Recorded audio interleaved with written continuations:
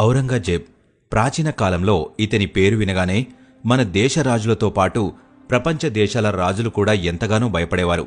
ఎందుకంటే ఔరంగజేబ్ చాలా క్రూరంగా ప్రవర్తించేవాడు. కానీ అదే ఔరంగజేబ్ అఫ్జల్ ఖాన్ నుంచి తన ప్రాణాలు కాపాడుకోవడానికి పారిపోయాడు. అలాంటి అఫ్జల్ ఖాన్ని కూడా మన దేశ రాజు 2 నిమిషాల్లోనే చంపేశాడు. అతను మరెవరో కాదు, గొప్ప పరాక్రమవంతుడైన ఛత్రపతి శివాజీ. అఫ్జల్ ఖాన్ని చంపిన తర్వాత ఒక్క ముస్లిం రాజు కూడా శివాజీని ఎదురించే ధైర్యం చేయలేదు.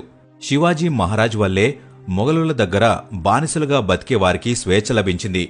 ఆ తర్వాత శివాజీ హిందువులకంటూ ఒక ప్రత్యేక సామ్రాజ్యాన్ని స్థాపించాడు. ఛత్రపతి శివాజీ బ్రతికున్నంత వరకు ఔరంగజేబ్ మహారాష్ట్రని ఆక్రమించలేకపోయాడు. నిజానికి ఛత్రపతి శివాజీని చూసిన వెంటనే ఔరంగజేబ్ చాలా భయపడేవాడు. కానీ అనుకోకుండా 1680లో ఏప్రిల్ 3న ఛత్రపతి శివాజీ చనిపోయాడు. ఇదే మంచి అవకాశంగా భావించిన ఔరంగజేబ్ దక్షిణ భారతదేశాన్ని ఆక్రమించాలని అనుకున్నాడు. యాక్చువల్గా ఔరంగజేబ్ అప్పటికే ఉత్తర భారతదేశం మొత్తాన్ని ఆక్రమించాడు. దక్షిణ భారతదేశాన్ని కూడా ఆక్రమిస్తే భారతదేశం మొత్తం పూర్తిగా తన అధీనంలోనే ఉంటుందని అతను అనుకున్నాడు. ఈ ఉద్దేశంతోనే అతను తన సైన్యంతో దక్షిణ భారతదేశానికి వెళ్లాడు. కానీ ఔరంగజేబ్కి తెలియని విషయమేంటంటే ఛత్రపతి శివాజీ అయితే చనిపోయాడు, కానీ అతని కొడుకు ఛత్రపతి శంభాజీ ఇంకా బ్రతికే ఉన్నాడు. ఔరంగజేబ్ శంభాజీ తనని ఎదిరించగలడని అస్సలు అంచనా వేయలేకపోయాడు. మొఘలులు మహారాష్ట్రకి వెళ్లిన వెంటనే మరాఠీలు వాళ్లపైన దాడి చేశారు. ఆ తర్వాత శంభాజీ భారతదేశంలో ఉన్న 12 మంది క్రూరమైన రాజులను చంపేశాడు. శంభాజీ మహారాజ్ చేస్తున్న ఈ భయంకరమైన దాడులను చూసి ఔరంగజేబ్ చాలా భయపడ్డాడు. మరాఠీలు ఎప్పుడు ఢిల్లీకి వచ్చి దాడి చేస్తారో అని అతను ఎప్పుడూ భయపడుతూనే ఉండేవాడు.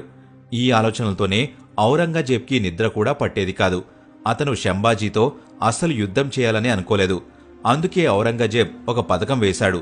అతను శంభాజీ బంధువులను కలిసి వాళ్లకి డబ్బులు ఇచ్చి శంభాజీ ఆచూకీ చెప్పమన్నాడు. వాళ్లలో శంభాజీ మహారాజ్ బావ కూడా ఉన్నాడు. అతనే ఔరంగజేబ్కి శంభాజీ యొక్క ఆచూకీని తెలిపాడు.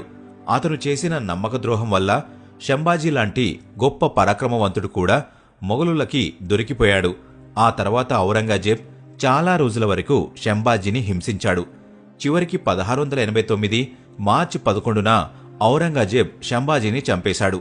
శంభాజీ చనిపోవడంతో దక్షిణ భారతదేశంలో నన్ను ఎదిరించేవారు లేరని ఔరంగజేబ్ ఎంతో ఆనందపడ్డాడు. ఈ ఉద్దేశంతోనే అతను దక్షిణ భారతదేశాన్ని ఆక్రమించడానికి బయలుదేరాడు. కాని ఛత్రపతి శంభాజీ చనిపోవడంతో ఎంతో మంది మరాఠీలు ఔరంగజేబ్ పైన ప్రతీకారం తీర్చుకోవాలని అనుకున్నారు. ఔరంగజేబ్ మహారాష్ట్రలో అడుగుపెట్టిన వెంటనే మరాఠీలు అతన్ని చంపాలని పథకం వేశారు. 1689 ఆగస్టులో మరాఠీలు తులాపూర్ అనే ప్రదేశంలో ఔరంగజేబ్ని చుట్టుముట్టారు. ఆ తర్వాత వాళ్లు లక్షల మంది మొఘల్ సైనికులను చంపేశారు. మరాఠీల చేతిలో తన సైన్యం చనిపోవడం చూసి ఔరంగజేబ్కి ఏం చేయాలో అర్థం కాలేదు. దీంతో అతను ప్రాణాలు కాపాడుకోవడం కోసం వెంటనే ఢిల్లీకి పారిపోయాడు. అదృష్టవశాత్తు ఔరంగజేబ్ మరాఠీల దగ్గర నుంచి తప్పించుకున్నాడు. లేదంటే మరాఠీలు ఆ రోజే ఔరంగజేబ్ని చంపేసేవారు.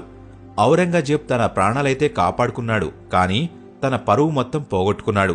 ప్రతి ఒక్కరు కూడా అతన్ని ఒక పిరికివాడిగా గుర్తించారు. మరాఠీలు ఇంతటితో ఆగకుండా మొఘలులపైన దాడి చేస్తూనే ఉన్నారు.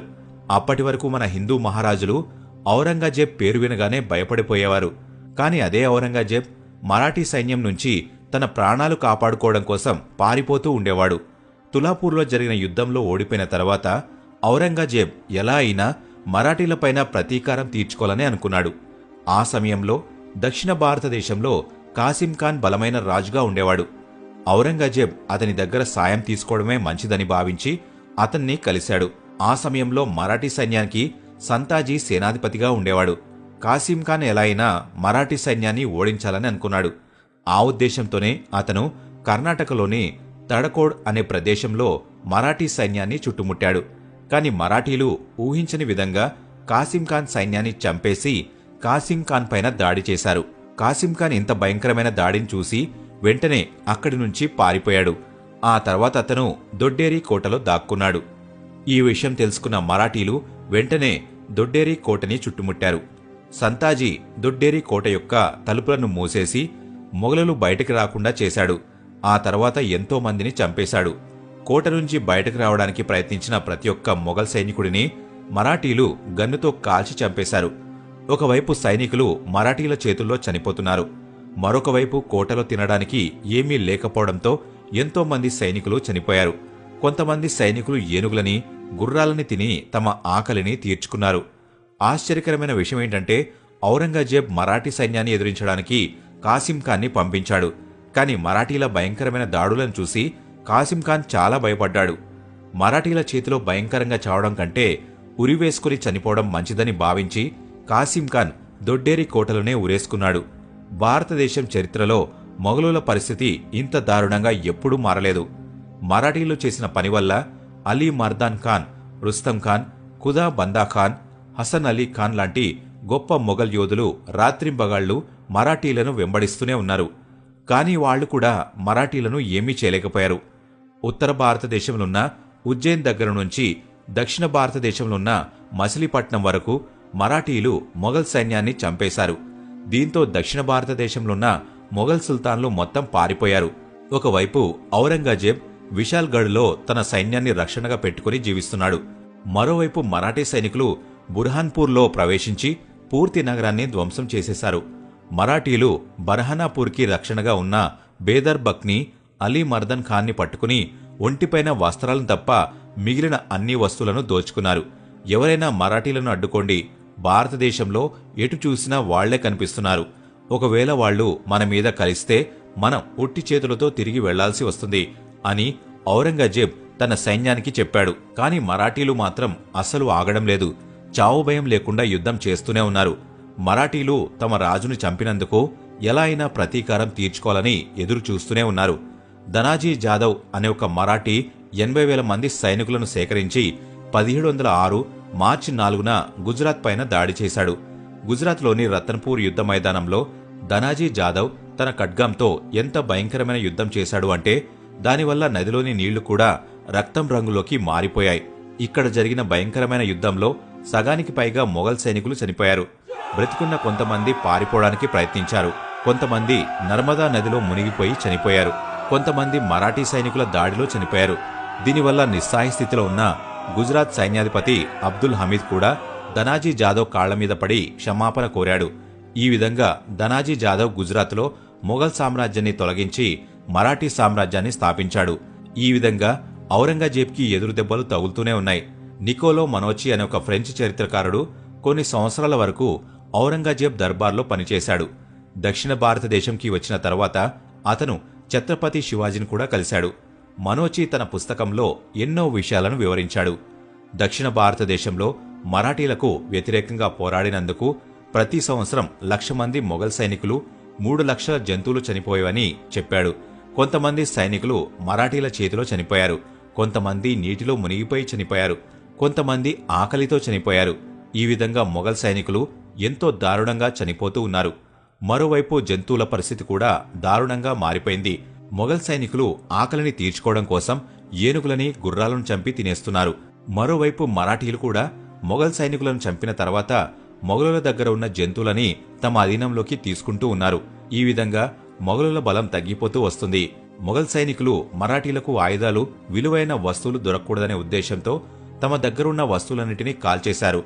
మరాఠీలు చేస్తున్న నిరంతరమైన దాడుల వల్ల ఔరంగజేబ్ ఎంత పేదవాడుగా మారిపోయాడంటే తను తన సైన్యానికి ఆహారం కూడా పెట్టలేకపోయాడు. కొన్ని నెలల నుంచి మొఘల్ సైనికులకి జీతం కూడా దొరకడం లేదు. ప్రతిసారి మరాఠీల చేతిలో ఓడిపోవడంతో మొఘల్ సైనికులు గెలుస్తామనే నమ్మకం కోల్పోయారు. కొంతమంది మొఘల్ సర్దారులు మొఘలుల కోటని ఆక్రమించాలన్నా సరే వాళ్ళు మొఘలులతో చేతులు కలిపేవారు. వాళ్లు ఔరంగజేబ్కి తెలియకుండా మరాఠీలకి 50,000 నుంచి 2 లక్షల వరకు లంచం ఇచ్చేవారు. దానికి బదులుగా మరాఠీలు తాము ఆక్రమించిన కోటని మొఘల్ సర్దారులకు తిరిగి ఇచ్చేవారు.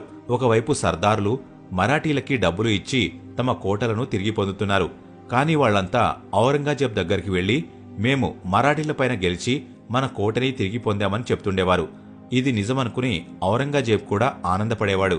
ఈ విధంగా మొఘల్ సర్దార్లు ఔరంగజేబ్ని మోసం చేసేవారు. ఔరంగజేబ్ తన పూర్వీకులు అక్బర్, జహాంగీర్, నూర్జహాన్ సేకరించిన ఖజానా మొత్తాన్ని బయటకు తీసి మరాఠీ సైన్యాన్ని అంతం చేయడానికి ఉపయోగించాడు. వెండి పాత్రలను, బంగారాన్ని కరిగించి ఆ డబ్బుని కూడా మరాఠీలతో యుద్ధం చేయడానికి ఉపయోగించాడు. దీనివల్లే ఔరంగజేబ్ చాలా పేదవాడు అయిపోయాడు. చరిత్రకారులు చెప్పిన దాని ప్రకారం ఔరంగజేబ్ మరాఠీలతో యుద్ధం చేయడానికి దాదాపు 40 కోట్ల రూపాయలను ఖర్చు చేశాడని తెలిసింది. విశాల్గఢ్లో జరిగిన యుద్ధ సమయంలో మొఘల్ సైనికులు దాదాపు సంవత్సరంన్నర వరకు జీతం తీసుకోకుండానే పనిచేశారు.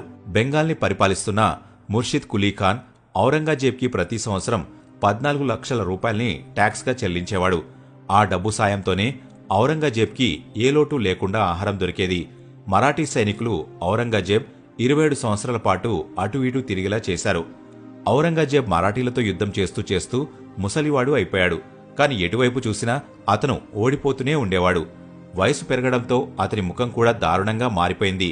అతని చెంపలపైన పుండ్లు ఏర్పడ్డాయి. అతని శరీరం చాలా బలహీనపడింది. ఒకవేళ అతను చనిపోయినా సరే అతని కోసం ఏడ్చేవారు కూడా లేరు. ఎందుకంటే ఔరంగజేబ్ తన తండ్రిని ఇంకా అన్నని కూడా అతనే చంపేశాడు. అతని భార్యలు కొడుకులు కూడా అతని కళ్ల ముందే చనిపోయారు. అతను చేసిన పాపాలకు అతనికి బ్రతుకుండగానే శిక్ష పడింది. అతనికున్న వ్యాధుల వల్ల అతను ఖచ్చితంగా చనిపోతాడని వైద్యులు చెప్పారు. అందుకనే అతను చనిపోయే ముందు ఒక్కసారి ఢిల్లీకి వెళ్లాలని అనుకున్నాడు. కానీ ఈ విషయం మరాఠీలకు తెలిసిన వెంటనే వాళ్లు అహ్మద్నగర్లో ఔరంగజేబ్ని చుట్టుముట్టారు. ఆ సమయంలో ఔరంగజేబ్ తీవ్రమైన నొప్పిని అనుభవిస్తున్నాడు. కానీ మరాఠీల కారణంగా అతనికి వైద్యం కూడా దొరకలేదు. చివరికి 1707 మార్చి 3న ఔరంగజేబ్ అహ్మద్నగర్లో గిలగిలా కొట్టుకుంటూ ప్రాణాలు కోల్పోయాడు. హిందుస్థాన్కి రాజు అవ్వాలనే అతని కోరికగానే మిగిలిపోయింది. ఔరంగజేబ్ యొక్క మృత్యుపత్రాన్ని చదివినట్లయితే అందులో శివాజీ మహారాజ్ పేరే వినిపిస్తుంది. దీన్ని బట్టి ఛత్రపతి శివాజీ అంటే ఔరంగజేబ్కి ఎంత భయమో మీకు అర్థమయ్యే ఉంటుంది. ఈ వీడియో ఇంతే ఫ్రెండ్స్. ఈ వీడియో మీకు నచ్చినట్లయితే లైక్ చేయండి. ఇలాంటి మరెన్నో వీడియోస్ కోసం ఇప్పుడే మన ఛానల్ని సబ్స్క్రైబ్ చేసుకోండి.